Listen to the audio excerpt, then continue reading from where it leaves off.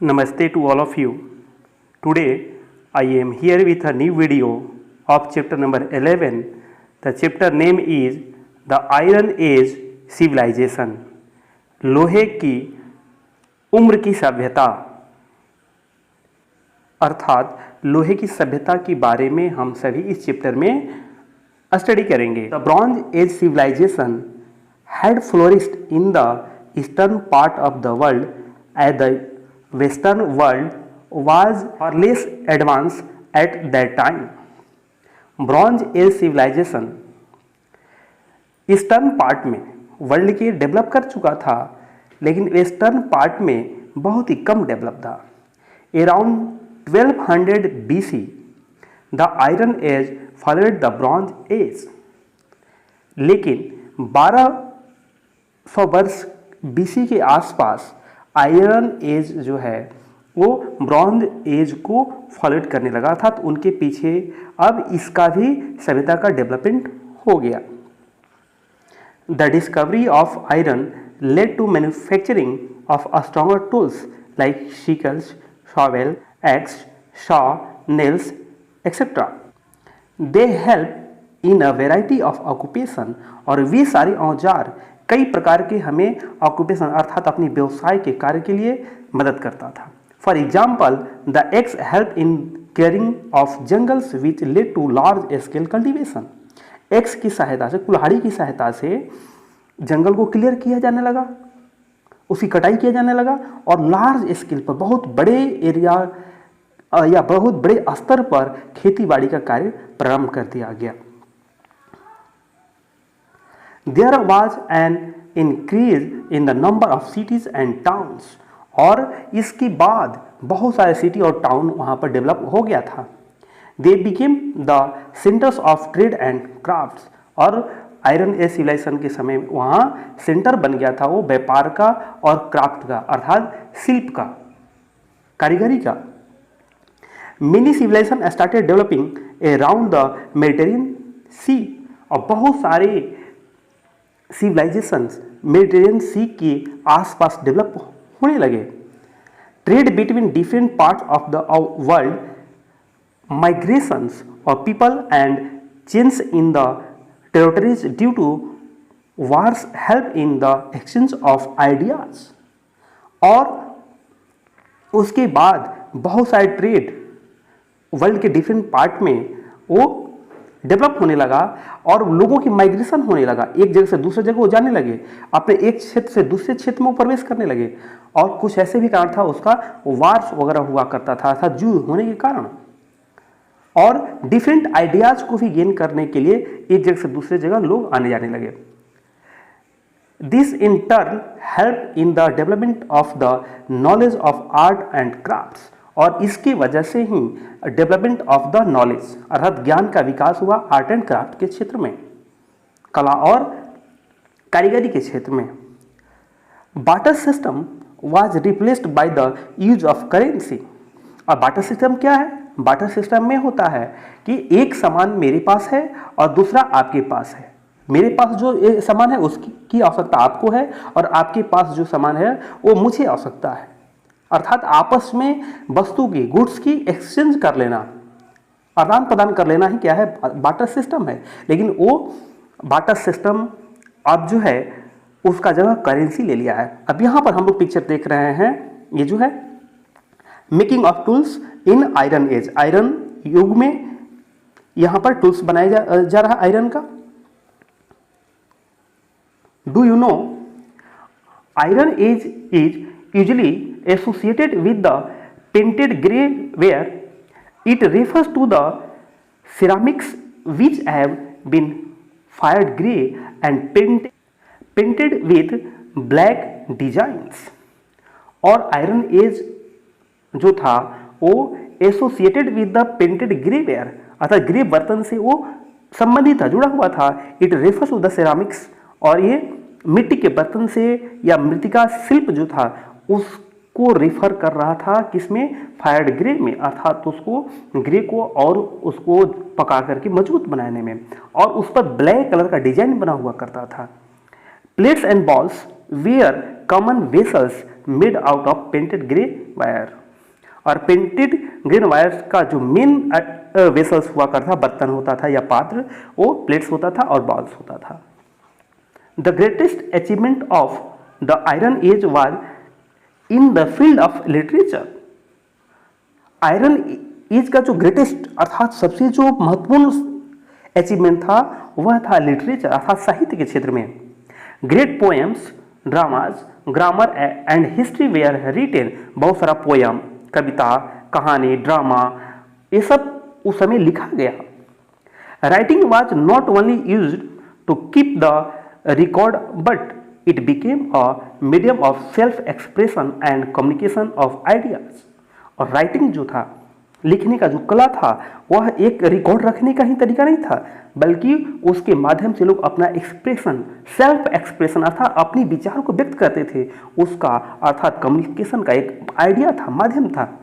The great thinkers wrote about the injustice that was prevalent in the society. और जो great thinkers थे, महान विचारक जो थे, उनके द्वारा हमारी सोसाइटीज के कुछ प्रचलित इविल्स था, जो बुराइयां थी, उसके बारे में भी लिखा गया है, उसको कम किया जा सके, उसको रोका जा सके। This period also saw the development of many religions. और आयरन एज सिविलाइजेशन में कई सारे दूसरे भी रिलीजन्स का डेवलपमेंट हुआ था। Remains of some of the ancient civilisations during iron age have been found in many part of the world like the Greece, Rome and Iran. और कुछ ऐसी भी सभ्यता थी जो एंशिएंट पीरियड में, प्राचीन सभ्यता में बची हुई थी, वो आयरन एज में उस सारे का विकास हुआ। The development of iron help them to flourish. और आयरन एज में उनका विकास हुआ। वेरी वेरी इंपॉर्टेंट, ये बहुत ही इंपॉर्टेंट है जो चार्ट यहां दिया गया है। In the table given below we find a comparative study of the Greek, Roman and Iranian civilisation. ये तीन जो महत्वपूर्ण सिविलाइजेशन है टिक भी किया हुआ है, Greek civilisation, Roman civilisation and Iranian civilisation. इन तीनों में कंपेरिजन आपको करना है। रिलीजन्स, ऑक्यूपेशंस एंड इन्वेंशंस, ये तीनों में किसमें क्या हुआ था ये हम लोग जानेंगे। तो ग्रीक सिविलाइजेशन में worshipped many gods and goddess, supreme god Zeus. Occupation क्या था ग्रीक का? तो था agriculture, ship building, trading, sculpting, poetry. उस समय ग्रीक में मूर्ति गढ़ना, बर्तन बनाना, व्यापार करना, ये सारे ऑक्यूपेशन था। इन्वेंशन क्या था? Calculate the circumference of the earth, due map of the world का मैप बनाना, और ओलंपिक गेम्स, ये सारे इन्वेंशन ग्रीक सिविलाइजेशन में हुआ था। Now Roman civilisation worshipped goddess Vesta, Venus and gods Jupiter, Mars, Mercury, Juno. तो रोमन सिविलाइजेशन में ये डिफरेंट जो गॉड्स है और हमारे प्लानट है उनको पूजा किया जाता था। और रोमन सिविलाइजेशन का ऑक्यूपेशन क्या था? तो उस समय एग्रीकल्चर था, ट्रेडिंग था और फाइटिंग अर्थात वॉरियर्स अर्थात युद्ध करना, सैनिक के रूप में लोग कार्य करते थे। उस समय इनका यह मेन ऑक्यूपेशन था। Inventions concrete, water system, roads, Latin names of months and Roman laws. Concrete अर्थात जो रोड़ी पत्थर था उसका इन्वेंशन हुआ, खोज हुआ, वाटर सिस्टम का आविष्कार हुआ, रोड्स वगैरह बना, लैटिन नेम्स ऑफ मंथ्स महीनों का नाम भी दिया गया, और रोमन लॉज रोमन का एक कानून भी बना। Now Iranian civilisation worshipped gods Indras, Vasu, Mitra, fire and Zoroastrianism. तो यहाँ मिट्रो, वायु, ये सारे रिलीजन को फॉलो किया गया। Now occupation trading, ship building, craft, silk weaving, poetry, metal work, gem cutting. तो ये यहाँ पर जो है ट्रेडिंग, शिप बिल्डिंग और क्राफ्ट, सिल्क वगैरह का काम, पोएट्री, बर्तन बनाना, मेटल का काम करना, मड़ी का काम करना, ये सारे लोग करते थे। और फिर इन्वेंशन क्या था ईरानियन का?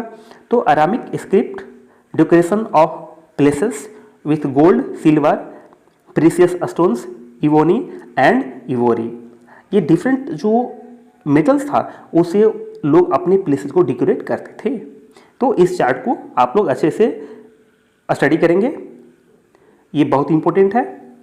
Now let us study about another important iron age civilisation that existed in India, the Vedic civilisation. अब हम लोग कुछ दूसरे सिविलाइजेशन के बारे में पढ़ेंगे जो आयरन एज के समय ही अस्तित्व में वो भी था। This is the Vedic civilisation, और यह कौन सा है? वैदिक सभ्यता। द वर्ड वेदा और ऋग मीन्स नॉलेज। वेद का अर्थ यहाँ क्या हो गया? या ऋग मीन्स नॉलेज अर्थात ज्ञान। The knowledge content in Vedas is for the whole mankind. और इस वेदास में पूरे मानव जीवन को वर्णन किया गया है। Because of the Veda this period of Indian history is called the Vedic period, as Vedas are the main source of information about this period. और उस समय वेदा जो था इंडियन हिस्ट्री में उसको वैदिक पीरियड कहा जाता था, और Vedas are the main source of information about this period. और वैदिक सिविलाइजेशन के बारे में जो मेन जो जानकारी प्राप्त होता था वो वैदिक पीरियड के द्वारा होता था।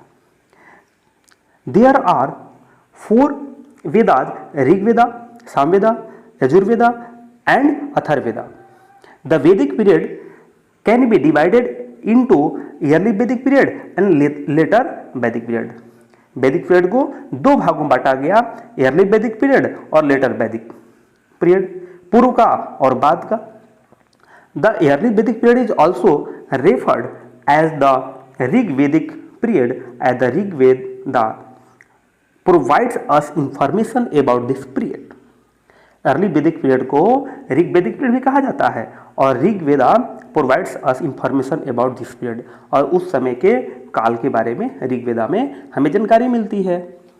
द रेस्ट ऑफ द वैदिक literature, Yajurveda, Samaveda, Atharvaveda, Brahmanas and Arnyakas and Upanishads provide information about the later Vedic period, which is also known as the epic age, अर्थात साहित्य का या ग्रंथ का एज कहा गया। Do you no? Rig Veda is the oldest Veda composed about 3500 years ago।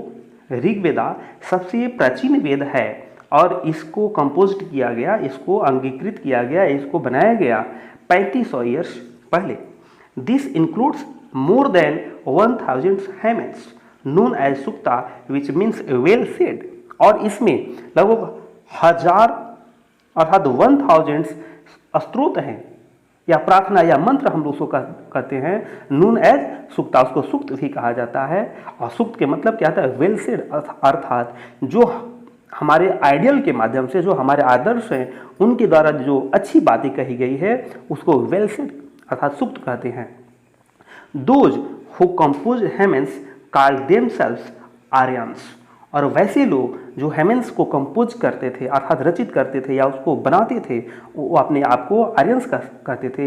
And there opponents, और उसके विपक्ष में जो लोग होते थे जो उसको नहीं बनाते थे उनको दासस एंड दासियुस कहते थे। दास और दासी हम लोग कहते हैं, दासियु ये प्राचीन समय में होता था सब। Now political condition, Rigveda mention rajas who we are different from the later Vedic kings. राजा जो लोग होते थे लेटर वैदिक जो एज था या उस समय के किंग थे उससे डिफरेंट थे। They neither had capitals, cities, places और armies, nor they collected taxes. अर्थात वैदिक लेटर वैदिक जो किंग थे उनका कोई कैपिटल नहीं था, कोई सिटी नहीं था, कोई अपना स्थान निश्चित नहीं था, उनका कोई आर्मी भी नहीं था और लोग टैक्सेस भी नहीं वसूलते थे।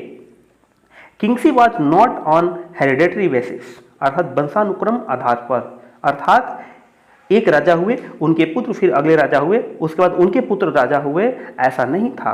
बट इन दिस लेटर वैदिक period there were a number of small and big kingdoms where kingship was hereditary. लेकिन जो लेटर वैदिक पीरियड था उसमें कुछ छोटे किंगडम और बड़े किंगडम, बड़े राज भी उभर करके आए और उसका किंगशिप जो था अर्थात उनकी जो राजतंत्र की व्यवस्था थी वो या शासन की व्यवस्था वो वंशानुक्रम थी।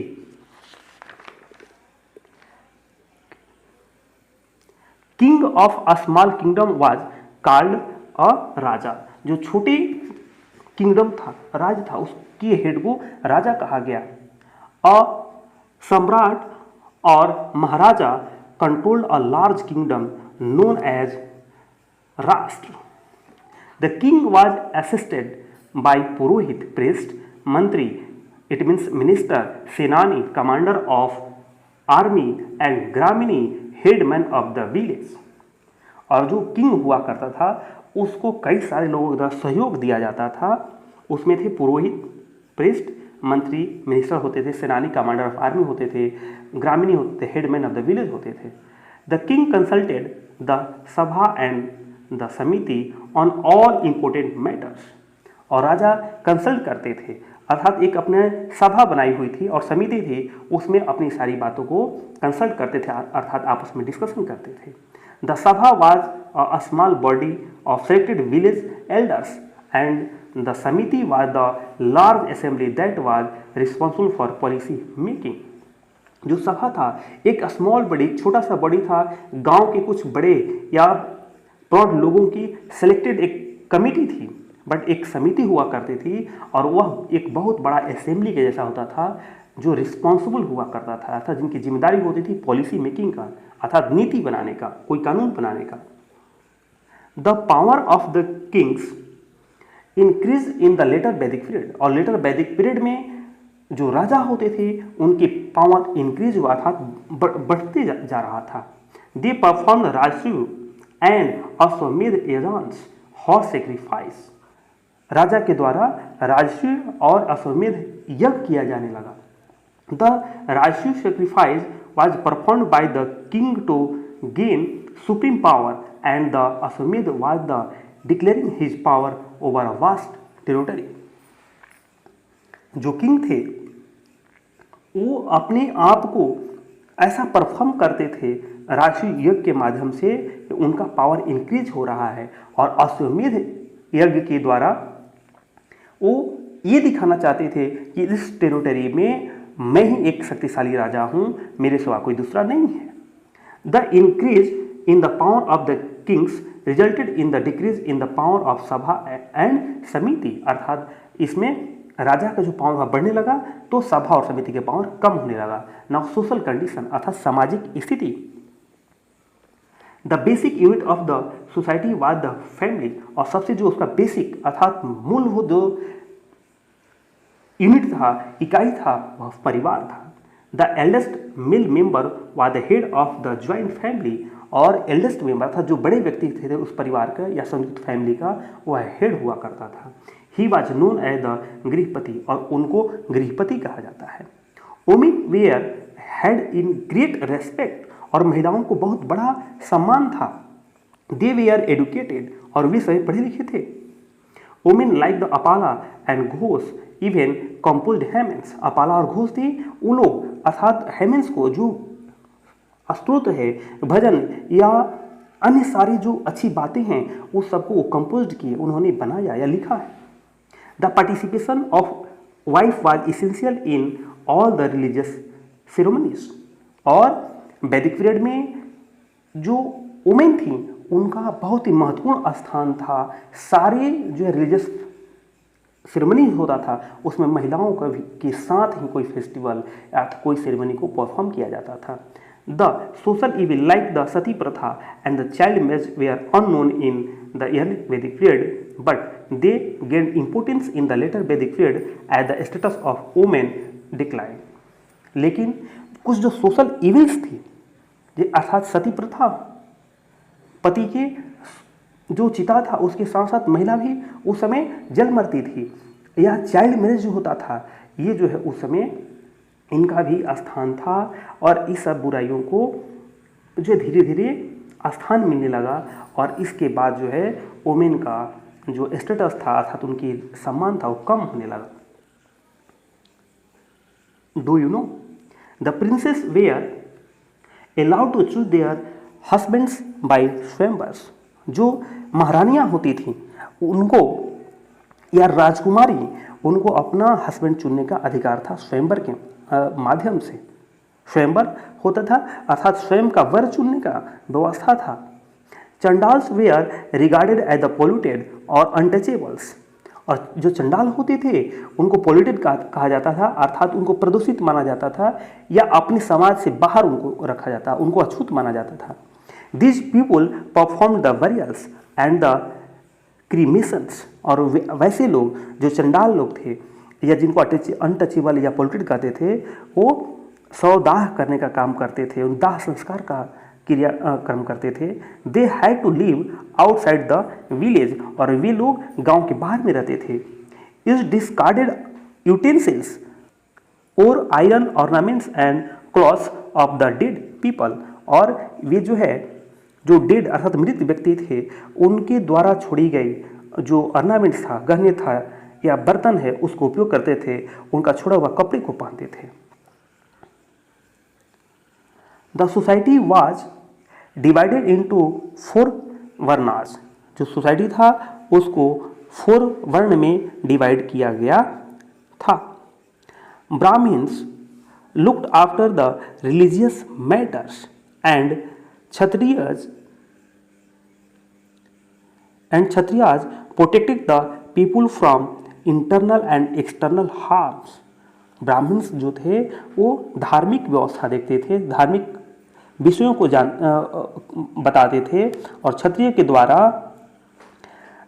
एक्सटर्नल और इंटरनल जो हार्म था, अर्थात बाहरी जो या भीतरी जो नुकसान होने वाला था, किसी प्रकार का कोई आक्रमण होने वाला था, उसे बचाते थे। The Vaishyas were the cultivators and craftsmans. जो वैश्या थे अर्थात जिनको वैश्य कहते थे, वो खेती बाड़ी करते थे या कुछ क्राफ्ट्स का काम करते थे, कुछ कौशल का काम करते थे। The Shudras were the labourers who serve the above 3 classes. जो शूद्राज थे उनका काम जो था एज ए लेबर के जैसा था। ऊपर के जो 3 कास्ट था, ब्राह्मण, क्षत्रिय और वैश्य, उनका देखभाल करना होता था। The people of the different varnas had the freedom to intermingle, marry और change their occupations. But in the later Vedic period, the Varna system became hereditary and very rigid. लेकिन लेटर वैदिक पीरियड में जो वर्ण सिस्टम था वो वंशानुक्रम हो गया और बहुत ही कठोर हो गया। No one could change the occupation और the varnas, but there were many areas like the north east where social and economic differences were not very sharp, even the influence of the priest was limited. But कुछ ऐसे area था north east में जहाँ पर social और economic differences जो था वो वेरी माने बहुत अच्छा नहीं थे। Even the influence of the priest was limited, और जो प्रीस्ट अर्थात जो सन्यासी या जो पुजारी थे उनका महत्व भी बहुत कम था। The Upanishads divided man's life into 4 ashrams of 25 years each. Upanishad में मैन के जो लाइफ था उसको 4 भागों में बांटा गया और एक पार्ट को 25 ईयर में बांटा गया। A man had to spend the first 25 years of his life in a gurukul where he learned the art of life and religion. एक मैन अपना पहला 25 साल गुरुकुल में व्यतीत करता है और वहाँ पर अपने धर्म और ज्ञान के बारे में अध्ययन करता है। दिस स्टेज वाज कॉल्ड ब्रह्मचर्य आश्रम, और उसको ब्रह्मचर्य आश्रम कहा जाता है। The second stage of 25 years was called the गृहस्थ आश्रम। Work hard, got married and राइज्ड a family, अर्थात वो अत्यधिक मेहनत करना और परिवार को विकास करने के लिए काम करने लगे।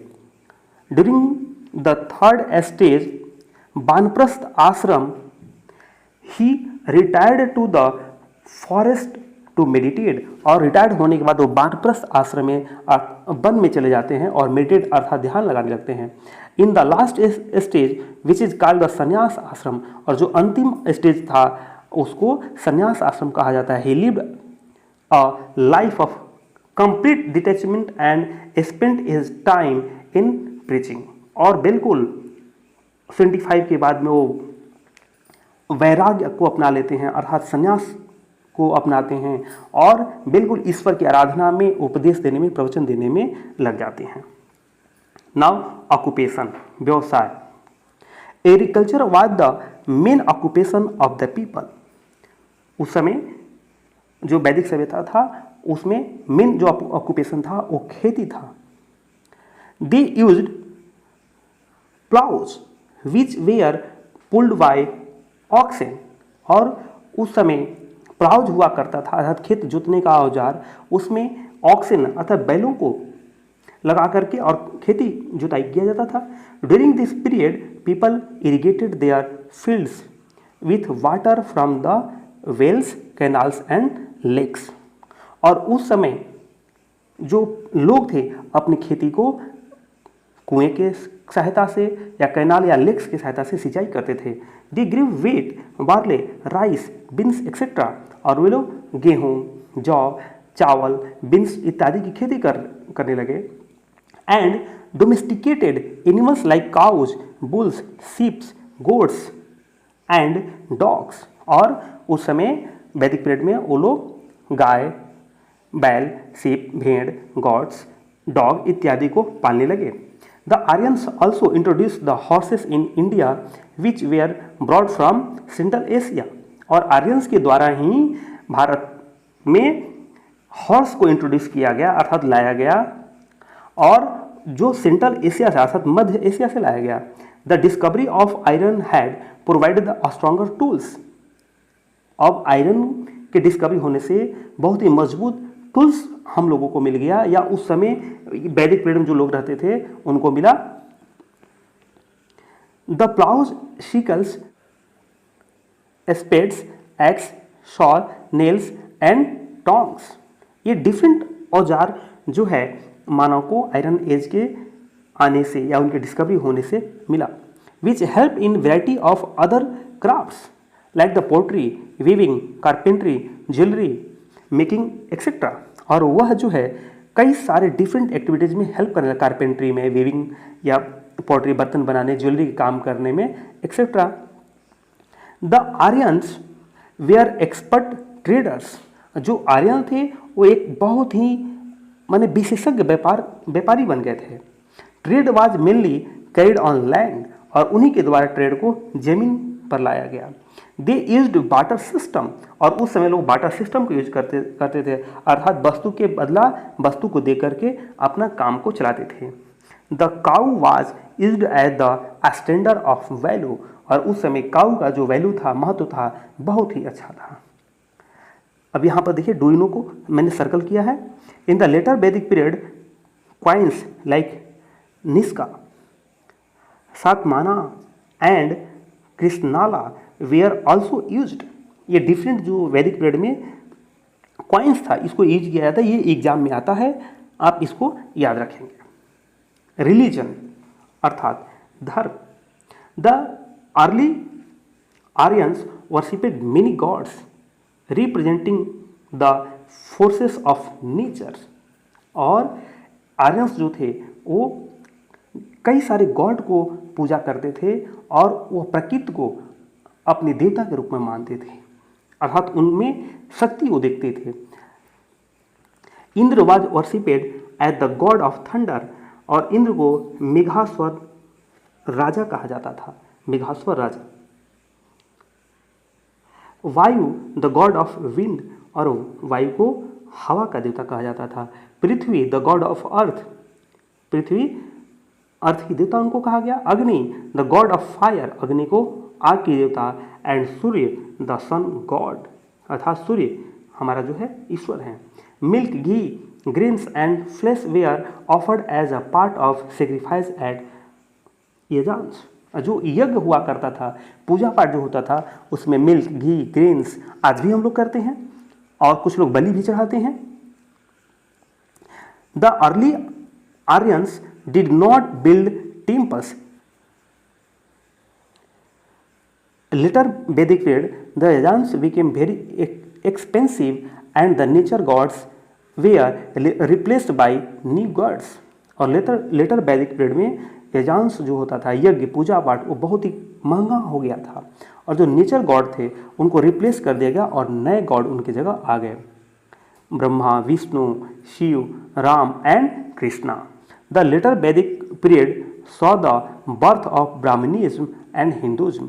और लेटर वैदिक पीरियड में ही ब्राह्मणिज्म और हिंदुज्म का हम लोग जन्म या उत्पत्ति को मानते हैं. अचीवमेंट्स, उनकी क्या प्राप्ति हुई थी, अब इसको हम लोग देखेंगे. द वैदिक literature throws light on the achievements of Aryans in the field of science. और वैदिक लिटरेचर जो था वह एक अपना लाइट डालता है किस पर, जो फील्ड ऑफ साइंस है उस पर, अर्थात विज्ञान के क्षेत्र में.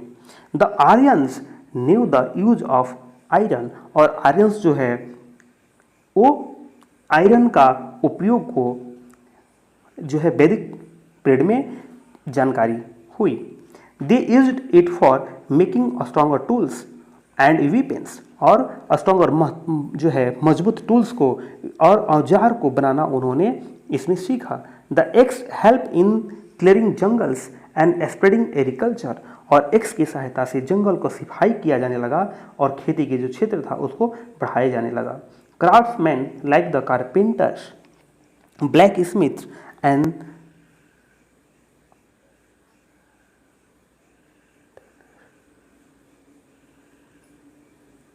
tanners were able to develop their crafts with the better tools. Craftsman के द्वारा कारपेंटर, ब्लैक स्मिथ, टैनर्स, ये सब जो था इसकी सहायता से वे लोग अपने क्राफ्ट्स को और बेटर बना करके या बेटर टूल को यूज करके करने लगे. Iron weapons like the spear heads, swords and sickles help in conquering new territory करने लगे. मैथमेटिक्स वाज नोन एज गणित. और मैथमेटिक्स को गणित कहा जाता था. It included arithmetic, geometry and algebra. The Vedic people had the knowledge of zero. और वैदिक जो पीपल थे, लोग थे वैदिक पीरियड के, उनको जीरो का जानकारी था. Which help them to calculate the large numbers. और उसकी सहायता से वो लार्ज नंबर अर्थात बड़े नंबर को कैलकुलेट कर लेते थे.